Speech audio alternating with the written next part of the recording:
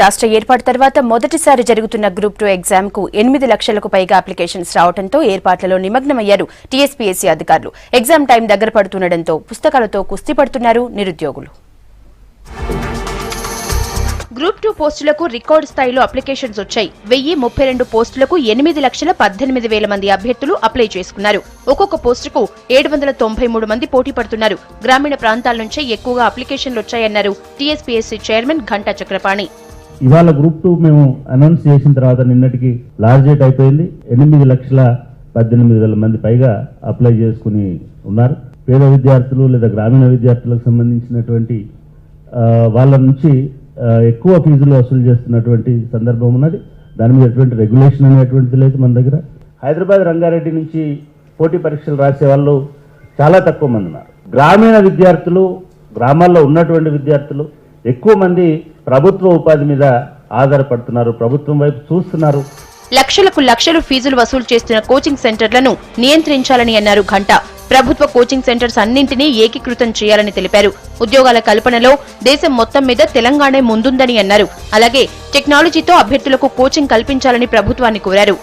తెలంగాణలో ఒక నిజంగా అన్ని రంగాలతో పాటుగా కూడా ఉద్యోగ రంగంలో కూడా తెలంగాణ అనేది చాలా ముందు వరుసలో ఉంది. దేశవ్యాప్తంగా గత ఏడాది జరిగినటువంటి పోటీ పరీక్షల్ని ఇచ్చినటువంటి ఉద్యోగాల్ని పరిశీలిస్తే చిన్న రాష్ట్రం అని మనం అంటున్నారు, కానీ మనమే చాలా పెద్ద ఉద్యోగాలు ఇచ్చినాం అనే విషయాన్ని కూడా నేను మీ అందరి దృష్టికి తీసుకురావాలనుకుంటున్నాను. దాదాపు 5,000 ఉద్యోగాలని 23 రిక్రూట్మెంట్లను టీఎస్పీఎస్సీ చేసింది. ఇప్పటి వరకు కోట్ల రూపాయలు ఈ ప్రభుత్వ కోచింగ్ సెంటర్లు, స్టడీ సెంటర్ల మీద ఖర్చు చేస్తున్నాం. అది ఎస్సీ అనండి, ఎస్టీ అనండి, బీసీ అనండి, మైనారిటీ అనండి, కొన్ని కోట్ల రూపాయలు. ఈ 4 ప్యారలల్గా నడుస్తున్నాయి. అదే రిసోర్స్ పర్సన్స్, అదే పాఠ్యాంశాలు, అదే గ్రూప్ 2కి, అదే గ్రూప్ 1కి 4 వేరువేరు గదుల్లో ఇవాళ పాఠాలు చెప్తున్నారు.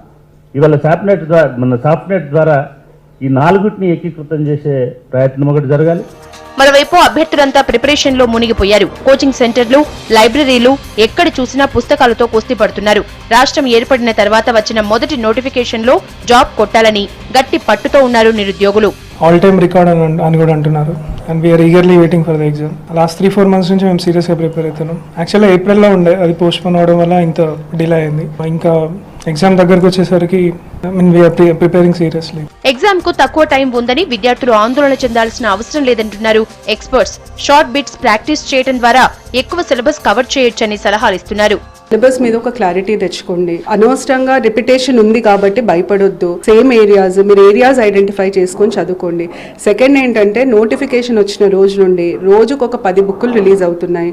అన్నీ కొని చదవలేము మనం ప్రాక్టికల్గా మాట్లాడితే. అందుకనే ప్రతి సబ్జెక్ట్కి 1 లేదా 2 మంచి క్వాలిటీ బుక్స్ని ఎంచుకొని వాటిని రిపీటెడ్గా చదవండి. ప్రాక్టీస్ మీద బాగా ఫోకస్ చేయండి. వీలైనంత వరకు టెస్ట్ తీసుకోండి. ఎన్ని టెస్ట్లు రాస్తే మీకు అంత బెనిఫిట్. గ్రూప్ 2 ఎగ్జామ్ కు తక్కువ టైం ఉండటంతో ఏర్పాట్లు స్పీడప్ చేసింది టీఎస్పీఎస్సీ. కోచింగ్ తీసుకునే టైం కూడా లేకపోవడంతో టైం వేస్ట్ చేయకుండా ప్రిపరేషన్ లో మునిగిపోయారు అభ్యర్థులు.